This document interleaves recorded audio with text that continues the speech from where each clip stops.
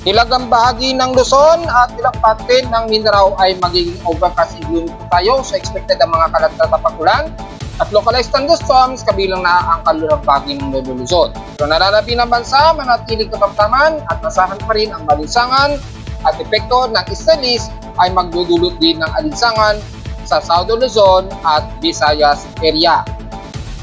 Kaya inaasahan pa rin ang mataas na water vapor, lalo na sa bahagi ng Mindanao dahil sa pag-improve ng intertropical convergence zone.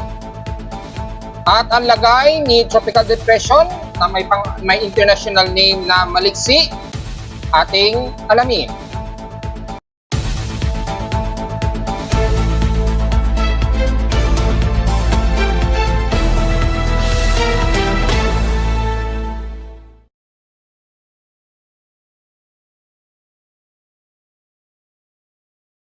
Hello, good morning mga folks. Welcome po muli sa ating daily weather bulletin analysis para sa unang araw ng June 1, 2024. Ang oras nating post from umaga, Friday 14 na ng umaga. So maaraw at malisangan na naman ang nararanasan natin, lalo na dito sa Metro Manila, pero overcast and gloomy ang mas madalas din nating mararamdaman dahil medyo malamig ang parteng kanluran ng bansa dahil sa umiiral pa rin na southwest monsoon, pero medyo malayo ito sa kalupaan. Yung ibang southwesterlies lamang medyo nagpapang-abot sa kaluran ng Luzon, so medyo mababa ang temperatura, kaya asahan ang magiging gloomy ang ating maghapon. Pero patuloy pa din tayo makakaranas ng mataas na heat index at alinsangan, bunsod na rin ng Estalis na umiiral naman sa silangang bahagi ng bansa. So sa ating current conditions, bukod sa gloomy, overcast, mahangin din at ibang few clouds ang umiiral din sa amin sa Caloocan na pakikita sa live CCTV snapshots, ang medyo gloomy at overcast ang makikita sa live CCTV snapshots natin. So magdala po ng pananggalang sa tinisikat ng araw at sa hapon naman o nitong tanghali ay may mga forecasted na isolated rain showers na at least kahit papano ay may isolated rain showers. So lowest temperature na itala, naki-weather station, kaninang 3:40 AM, nakapagtala kami ng lowest of 28.8 degrees Celsius. Kahapon, napakainit po ang aming naging temperature kahapon, na nasa 37 degrees Celsius, sarado ang grabing init sa amin sa Caloocan. Well, automatic na po yan mga folks. Grabe rin ang taas ng aming heat index. Umalo po sa 53.4 degrees Celsius ang aming init pandama kahapon. Kung itatabi naman sa mga official weather stations ng heat index mula kay Pag-asa, nangunguna naman sa talaan ni Pag-asa rito ay mayroong naitala sila na 48 degrees Celsius. Ay post ko yan sa aking Facebook page. Ang Apari Cagayan na may 48 degrees Celsius, ang grabing init pandama sa kanila. So despite na may southwesterlies na tayo, pero patuloy pa rin tayo nakakaranas ng hot dry season. At pumapangalawa naman na may mga 47 degrees Celsius na ang Roa City, Capiz, at ang Gian Isen Samar. So himilang biglang bagsak ang heat index sa kanila. Digaya kahapon, pumitik ng 53 degrees Celsius ang kanilang heat index. At nga kahapon ay huling araw ng May, bumagsak agad sa 47 degrees Celsius. Sumunod naman ang Butuan City na may 47 degrees Celsius din na init pandama. And then sumunod na ang may 46 degrees Celsius kaya na lamang ng Bacnotan sa La Union. The rest, tingnan naman ninyo po, iba pa na kasunod ng 46 degrees Celsius mula sa Bacnotan, La Union at dito sa Biraca, Tanduanes para sa gusto niyo pang malaman ang ipapang detalye. Samantala sa base streams in past 24 hours, nangunguna naman ang Butuan City na may grabing nangunguna sa pinakamataas sa 38 degrees Celsius na grabing init. Pumangalawa lamang kami halos sa Caloocan na may 37 degrees Celsius ang init o air temperature. Sa lowest temperature, almost stationary lamang sa Baguio City na may 18.6 degrees Celsius na temperatura. At sa Inulan naman, ang Sinait Synoptic Station na may 40.2 mm na total rainfall. So far, wala naman kaming itala na pag-ulan sa amin sa Caloocan kahapon. At sa huling 7 days, nakapag-total kami at least ng 50.1 mm na total rainfall. So, kung titingnan natin sa historical na talaan, sa amin sa Caloocan for the month of May. Sa kabuuan ng May, sa total rainfall namin for the month of May 2024, nakapag-total kami ng 233.4 millimeters na total rainfall. At least normal average o normal high kami kahit papano dahil bumagsak kasi yung bagyong si Agon, kaya sumipa ng husto yung aming total rainfall. Pero hindi yan maiko-consider na senyales ng tag-ulan dahil nataon lamang ang pagdaan ng isang bagyo. Kaya tumaas po ang volume ng total rainfall. Kung i-disregard natin yan, maituturing pa rin way below normal ang naging ulan sa amin sa Caloocan. Sa relative humidity, so far, nasa 72% po. So medyo mataas po ang ating outside humidity. So kapag tumaas ang ating temperatura, kasalukuyan na sa 34 degrees Celsius, malakit-lagkit na naman po ang magiging pawis natin dito dahil sa maalinsangan na naman ngayong umaga. So take note siya mga folks ha. Pero bumaba ito ng 2% since last hour at mataas ang ating atmospheric pressure of 1,012 hectopascals and steady rin ito since last hour. So mataas po ang ating atmospheric pressure dito sa bahagi po ng Luzon area. Sa ating low tide status, so far may 5 hours to 59 minutes. So kasalukuyang low tide po tayo ngayon. So layo-layo muna sa mga mangingisda natin sa pangpang ng Manila Bay o dyan sa may bandang West Philippine Sea muna dahil mababaw po ang ating water level sa pangpang ng Manila Bay at pangpang ng Karatig, Cavite area. Hindi maganda ang ating air quality ngayon, nasa index 66 po. So moderate po ang ating air concentration, so medyo magmask po tayo. Mukhang nagkakaroon na naman ng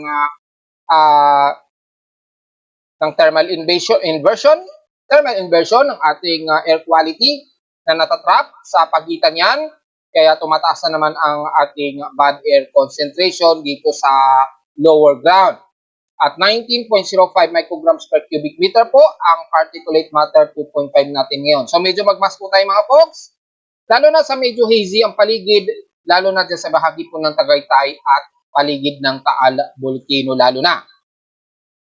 Sa ating almanak, sumikat ng haring araw kanina 5:25 AM at nasang lulubog ito mamayang 6:22 PM. At nakapag-stargazing ho ba kayo dahil sa amin sa Caloocan, napaka-overcast po at napaka-maulap. Hindi namin makita yung conjunction sana ng Neptune, Saturn, tsaka ng Moon. Malabo po dahil napaka-maulap sa amin sa Caloocan. So, hindi ko nakitaan. Hopefully, may makapag-post sa inyo sa ating Facebook page na sino man ang mga nakakuha ng magandang shot kaninang madaling araw. At sa ating namang pag moonrise and moonset, kaninang madaling araw ay sumikat po ang buwan. So palubog pa lamang din uli ang ating buwan na may 34% illuminated na lamang. Nasa elevation of 40 degrees pa lamang po ito. So palubog po lamang ang ating buwan. Makikita nyo yan kapag klaro ang himpapuwid natin at hindi masyado sobrang bright ang sinag ng araw. At sa ating local weather outlook para ngayong Sabado hanggang Linggo na po ito ng June 2, magiging partly cloudy daw ating maghapon at may tsansa ng 16 to 20% chance ng uulanin daw sa Metro Manila. So kung pumasok man yan, typically mga ilang light rain showers lamang o localized thunderstorms na hindi naman nagtatagal ng mahigit isang oras. Bukas, ganun din, magiging partly cloudy din ating maghapon at may mga localized thunderstorms din at mas mataas ang tsansa ng pag-ulan na 70 to 74% chance ang pag-ulan.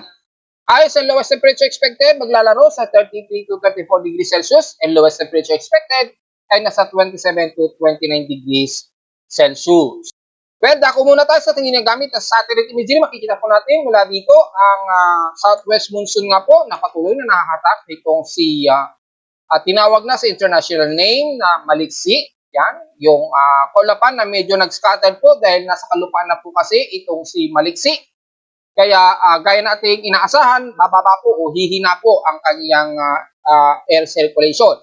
So bumaba siya from tropical storm, naging tropical depression siyang muli. Pero nanatiling tropical storm ito kay Japan Meteorological Agency. Pero normal yan kapag nasa kalupaan po ang isang bagyo at maaaring mag-re-enhance yan. Oras na umexit ito ng katubigan na naman sa may bandang East China Sea, patawid ng bandang Taiwan. So far, yung southwest monsoon na nahahatak nitong si Maliksi ay medyo malayo-layo naman dito sa bahagi po ng West Philippine Sea at border ng So kalimitan ang hilagang kanluran ng bahagi ng Luzon, nagiging maulap pa rin tayo dyan lalo na dyan sa bahagi po ng Ilocos Sur, San Fernando, La Union, at ilang bahagi ng Pangasinan at Zambales. At sa bahagi pa rin ng parteng Benguet, medyo magiging maulap po. At makakaranas pa rin kayo ng mga localized thunderstorms yan, especially sa hapon po. Pero magiging katamtaman at malinsangan po ang hilagang bahagi ng Extreme Lolo Luzon mula Batanes, Cook Islands, Apari, at ilang bahagi ng Lawag, Ilocos Norte, Santa Ana, dyan sa may bandang Cagayan at the rest ng Cagayan Valley at Cordillera Administrative Region. Siyempre, ang bahagi ng silangan ng buong Luzon hanggang sa Luzon, magiging katataman din at mga magiging maalisangan din po dahil nga po sa umiral natin na stilis dito na nagpapainit na naman sa ating maghapon na naman. Kasama na ang buong bahagi ng silangan ng South Luzon, Visayas at Mindanao area. Pero di sa parting kanluran dahil nga po sa may umiiral po na southwesterly wind flow na hatak na hangin patungo dito sa direksyon ng bagyo na si Maliksi, medyo makakaranas pa rin tayo ng mas maulap at overcast gloomy dyan. Maging sa bahagi ng ilang parte ng Central Luzon, pero magiging maaraw at malisangan pa rin ang iiras sa inyo. Pagdating lamang ng hapon, magkakaroon lamang ng forecast sa localized thunderstorms sa hapon mula Central Luzon, papasok na yan ng Bulacan area, Pampanga area at Metro Manila. Pero mula Metro Manila, kasama na ang bubagi ng Calabarzon at Bicol Region, katamtaman ang panahon at maalinsangan at mataas din ang air temperature natin. So expected po na mataas na naman ating temperatura na lalagpas na naman ng 35 degrees Celsius. So wag muna tayo magdidiwang na tag-ulan na kahit dineclare yan ni Pag-asa. Inulit ko, transitioning pa lamang po tayo. So hindi pa po talaga totally tag-ulan So mula kahapon, pumitik pa nga ng 37 degrees Celsius ang aming temperatura sa Caloocan. Partida, kanlurang bahagi na yan ng Luzon. At mula sa bahagi nga po ng buong Mimaropa, magiging katamtaman din, partly cloudy at magiging maalinsangan din ang magiging temperatura nyo dyan. Typically, ang bahagi pa rin ng San Jose sa Mindoro o Occidental Mindoro ay magiging mataas pa rin ang magiging temperatura. Magkakaroon lamang namin ng isolated rain showers at mga ilang localized thunderstorms sa ilang bahagi na yan ng Romblon, Marinduque at patawid niya ng bandang Panay Island. So magdala lamang kayo ng pananggalang sa mga di inaasang isolated rain showers at mga matinding sikat ng araw. Dahil kung titingnan natin ang water vapor, matataas po ang ating water vapor. Dala yan ng bunsod na rin ng salubungan ng Istalis at malamig na temperatura sa kanluran. So mataas ang accumulated ng water vapor na nilalaro sa 30 to 44 mm ang accumulated water vapor sa halos buong bahagi po yan ng parting kanluran ng bansa.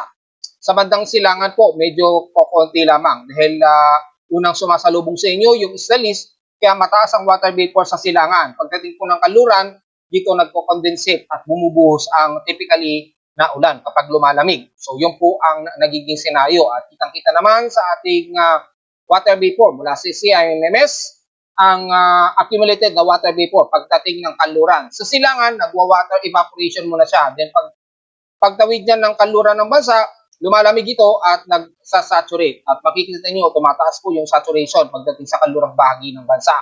Kaya kung sisilipin natin, kung satellite gamit ang Himawari 8, nagiging mas maulap po ang bahagi na yan ng kanluran ng bansa mula west portions ng Luzon, Visayas, at west portions ng Mindanao. Bagamat kukunti lamang at kung pagbabasehan natin ng heavy rain potential, typically light rain showers lamang ang mas madalas na nakikita natin dito. So asahan ang mga ilang kalatkat pa rin ng pag-ulan sa kanlurang bahagi mula Negros Region hanggang Dumaguete na po yan at sa bahagi naman ng Mindanao sa Zamboanga Peninsula. Pero generally mula bahagi ng Bicol Region, magiging maaraw po at malinsangan na ating maghapon halos kabilang na ang buong Visayas, so hindi na natin masyadong iisa-isahin. Alam na natin na humid po at grabe ang magiging alinsangan na naman natin dito sa area na to ng Bicol Region hanggang east portion ng Visayas. Forecasted lamang ng mga isolated rain showers pagsapit po ng hapon o gabi. At mula sa bahagi ng Northern Mindanao, magiging partly cloudy, overcast din and gloomy ang medyo iira sa hilagang bahagi ng Mindanao. At sa silangan naman ay dito sa bahagi po ng Surigao del Sur, pababa na yan ng bahagi ng Compostela Valley, sabay bahagi pa rin ng Davao de Oro area.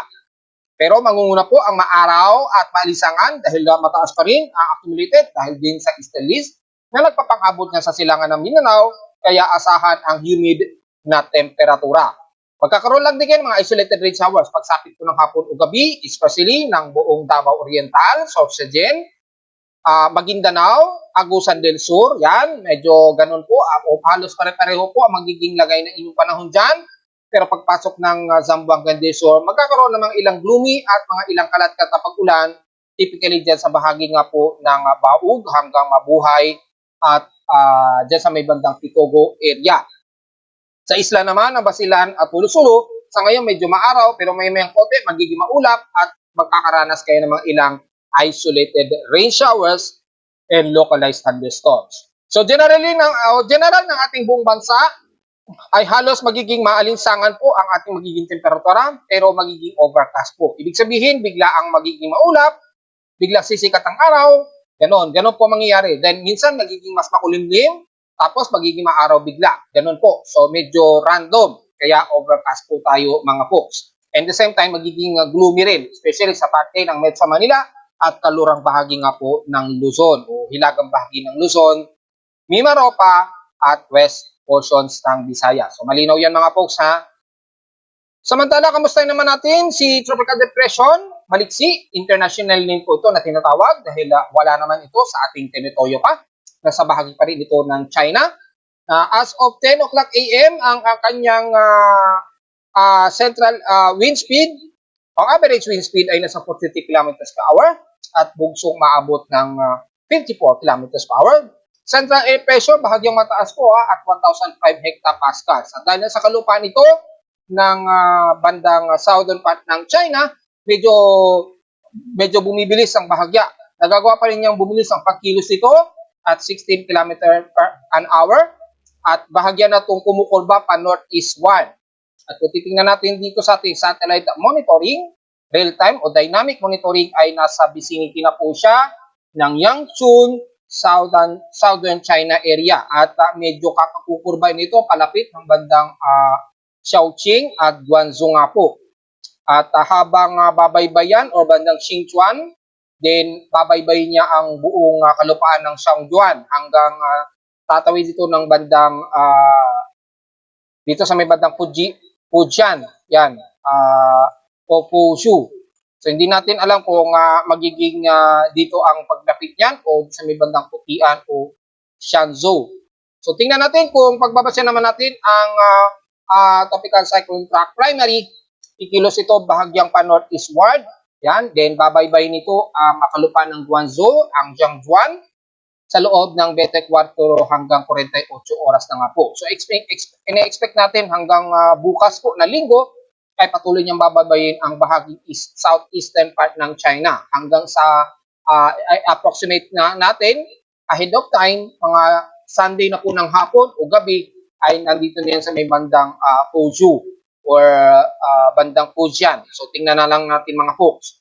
Maaari pang magbago kasi yan at inasahang by Monday kung hindi magbago yung boom wind speed nito ay nasahang nasa eastern China nito. Patawid na nga po ng bandang Taiwan. At kukumpirmahin pa natin kung magagawa pa niyang tumungtong sa ating Philippine Area of Responsibility sa may bandang border ng Northern Taipei o Taiwan City. At konting tungtong lamang niya ay maaari pa natin siyang matawag sa local name na Butchoy. So kaya tinututukan pa rin natin ito mga folks dahil maaaring makatungtong pa nga ito sa ating PAR. At kung pagbasa naman natin ang tropical cyclone track na converted sa oras sa Pilipinas, makikita natin by 2 o'clock p.m. ngayong araw, inaasang nasa baybayin o nasa kalupaan pa nito ng Guangzhou. Yan. Then by Sunday ng madaling araw, approximated ahead of time, nandito na yan sa kalupaan ng Shaoguan, China. So kung maghapon yan, nasa kalupaan ng China, at approximate ahead of time ay inasahan natin by Monday na sigurado o siguro na ito ay nasa karagatan na po ng Eastern China patungo nga po sa may bahagi nga po ng Taipei sa Taiwan. At dito natin malalaman kung ito ay papasok pa ng ating Philippine Area of Responsibility. Siguro Mabe-verify natin ito kung nasa bandang by Sunday, kung nandito na siya sa may area na ito ng Fuzhou o malapit sa Fuzhou, southeastern ng China. Siguro bukas po ng linggo. So makukonfirm natin kung ito ay lilihis lamang sa border o line o sa pinaka-boundary ng ating Philippine Area of Responsibility. At doon natin makukumpirma. At kung sakali hindi makapasok, tuloy-tuloy. At maaaring matatapos ang ating forecast analysis nito oras na ito ay makatawid na ng bandang Okinawa Islands at ito ay kakabig ng north-northeastward o northeastward. Ibig sabihin, kumpirmado na malayo na sa ito ay pumasok ng ating Philippine Area of Responsibility. Ngayon, marami po kasi nagtatanong kung makaka-apekto pa rin ba ito sa bansa. Well, kung titingnan natin, kung dadaan po itong si Maliksi, depende sa kanyang intensification mga puksa. Kung paglabas nito at paglapit ng Taipei at nanatili lamang hanggang tropical depression to tropical storm, maka-apekto yan sa paghatak ng habagat o southwest monsoon. At magdadala po yan ng pag-ulan sa kanlurang bahagi ng Northern Luzon. Maapektuhan yan ang buong Ilocos Norte at buong kanluran na po ng Northern Luzon yan. Maaring madamay po ang Metro Manila. Pinunulit ko, depende yan sa intensity o lakas ng hangin nitong si Maliksi ha. Kung sakaling maging tropical storm siya, halimbawa, pagdating niya ng bandang Taipei habang binabaybay nito ang bandang karagatan ng Okinawa Islands, ay yung southwest monsoon ay at least magmo-moderate yan na makakahatak dito at magdudulot po ng mga moderate and heavy rain showers sa buong bahagi ng Northern Luzon, lalo na sa kanluran ha, at madadamay ang Metro Manila at ilang bahagi po ng Mimaropa area. Mostly, mas mararamdaman po mga pag-ulan sa mga areas na yan. Kapag nasa banda rito na o bandang Okinawa Islands na po itong si Maliksi.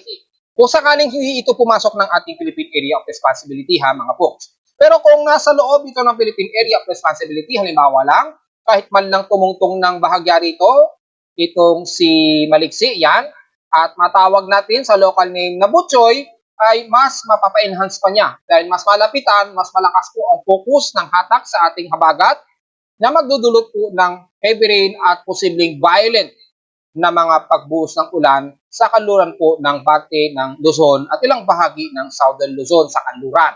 So mas mararamdaman po yan at pagdudulot ng mga chances ng mga pagbaha o rapid na pagbaha. So yun ang magiging significant natin oras na ito ay nandito nga po at makapasok pa ng ating PAR. Pero kung hindi naman siya makapasok at maging tropical storm lamang ang intensity niya habang binabaybay niya Okinawa Islands, ay maaari lamang na magdudulot ng mga ilang moderate and heavy rain showers ang magiging pag-ulan sa kanlurang bahagi ng Northern Luzon and the rest ng Northern Luzon area. So sa mga magtatanong, uulanin ba ang Banting Bicol region? Well, depende na po, case to case na po. Depende sa magiging hatak po sa ating southwest monsoon na magpapulan mula kanluran. Kung mataas pa ang accumulated water vapor hanggang sa makatawid dito ng Banting Camarines Norte, may tsansa na magkakaroon kayo ng mga ilang kalat-kalat ulan. Pero hindi singlala na mararamdaman ng mga taga-kanlurang bahagi ng Northern Luzon. Kasi yan ang unang babagsakan ng ulan mula sa karagatan. Pagbagsak niya ng ulan, habang bumabaybay yan, pahina ng pahina yung buhos ng ulan habang tumatawid dito ng landmass ng Luzon. Pero siyempre, ang mas makakaramdam muna ng matitinding pag-ulan ang bahagi nga po ng kanluran ng Northern Luzon at areas ng Mimaropa area yan. Typically, mas unang babagsakan yan ng malakas ang pag-ulan. Pero kung bumagitan na dito yung buhos ng ulan, yan, unti-unti, kumukonti ang buhos ng ulan. So, yun po yung magiging progress ng buhos ng ulan. Ngayon, bukod kay Maliksi, meron ba posibleng kasunod dito? Well, meron tayong binabantay na ilang cyclonic circulation. Baga, mahina lamang na convergence ito sa may under intertropical convergence line dito sa may bahagi po ng Eastern Mindanao area. Medyo babantayin natin ito dahil medyo nagkakaroon ng ilang cyclonic circulation. Mahihina ito typically sa loob ng ating Philippine Area of Responsibility dahil nagtutugma yan sa forecast ng ating climatological tropical cyclone forecast prediction. Ayan o. So, bagamat 10%, may bahagyang nakikita tayo dito. So, obserbahan natin yan dahil sa ngayon ay napaka-insignificant pa sa ngayon ito. At maaaring sa loob ng 3 hanggang 5 araw ay wala pa tayong inaasahan na may mabubuo tayong another tropical disturbance, lalo na this coming weekdays po. So, sa ngayon ay yung progress lamang ni Maliksi ang nakikita rito. Ayan. According dito sa Global Spectral Model, mukhang papasok pa ito ng ating Philippine Area of Responsibility mula sa Taipei. Medyo dadaos-dos pa siya ng bahagya, which is tutungtong ito ng ating PAR. Ayan, no? So, tingnan natin kung mangyayari yan mga folks. Then, tsaka na lamang siya i-exit muli at lalabas ng tuluyan sa may bandang east ng Okinawa Islands, Japan. So, tingnan natin kung magagawa pa yan sa reality na mamamasyal sa loob ng ating Philippine Area Responsibility itong si Maliksi na magiging pansamantalang Cebu Choy. So, tingnan natin. This week po yan. Ang forecast ahead naman kasi yan hanggang June 7 to June 8, 2024 yung extended ahead forecast nito. Sa mean sea level pressure, mas malinaw naman. Nakikita ay makakapasok pa nga ito ng PAR. No? Pero mukhang mas humina ito at naging low pressure area according dito. Tingnan natin kung magre-re-enhance yan pag-exit nga po ng Eastern China. Kapag nasa karagatan na yan, ay diyan natin malalaman kung magkakaroon pa ng pagtaas. Depende sa sea surface temperature. Dahil medyo norte na kasi siya, halos extratropical po kasi siya. So, tingnan natin kung babalik pa siya sa tropical storm. Kung hindi man, good news po yan. Magiging low pressure area lamang siya o tropical depression. Depende sa magiging development niya. Oras na sa karagatan na siya ng bandang Taipei, Taiwan this week. Yun po. So, sa mga computer models naman, kung titingnan natin, ay ganun din ang nakikita. Medyo dadaos-dos pa siya ng bahagya sa loob ng ating PAR. Ganun din ay by June 4 to June 6 po ang nakikita natin dito. So, kung June 4 pa lamang siya o June 3 lalabas ng Eastern China, maaaring dito, bandang mga Monday o Tuesday na siya. Posibleng makapasok pa ng ating Philippine Area of Responsibility. So, mukhang umadjust ng konti kung hindi Monday o Tuesday na medyo lalapit ito sa boundary ng ating PAR. So, mahaba pa ang progress, pwede pa natin makita ang kanyang pagbabago pa habang nasa kalupad ito ng Southeastern China. Pero maliwanag ay wala naman tayong nakikita na susunod pa sa ngayon na kasunod ni Maliksi so far. Sa pag-alo naman ay mukhang kalmado naman ang halos buong baybay ng ating bansa. Ingat na lamang sa daloy ng southwest monsoon sa kanluran sa mga mangingisda natin. Bagamat wala tayong gale warning at mataas na pag-alon, ay wala naman tayong magiging problema kung papalao tayo ngayong araw, mga folks. And so far, ipopost ko sa Facebook page para sa climatological assessment natin for the month of May dahil marami-rami ito. Post ko yung mga detalye ng assessment namin sa Caloocan sa aking weather station for the month of May 2024. So, ipopost na lamang. Antayin nyo na lamang at ang mga detalye nito, ipopost natin sa Facebook page na lamang para mas detalye ninyo makikita dahil napakahaba kung isa-isahin natin to. Ganon din sa global assessment ng historical sa data feed ni Pag-asa na rin. Isasama natin yan para malaman natin yung assessment ng buong buwan ng May 2024 din. So, abang-abang na naman ninyo folks yung ating assessment at maging sa ating all records data o assessment. Kasama na rin ang month of May 2024. So, yun, antayin nyo lamang ninyo mga folks. Maging sa total historical earthquakes natin, historical climatological weather natin for the month of May, mula sa mga data feeds ng PH Extremes, ipopost ko na lamang yan sa Facebook page, mga folks. At narito naman natin 3D 20 weather forecast para sa unang araw ng June 1, 2024.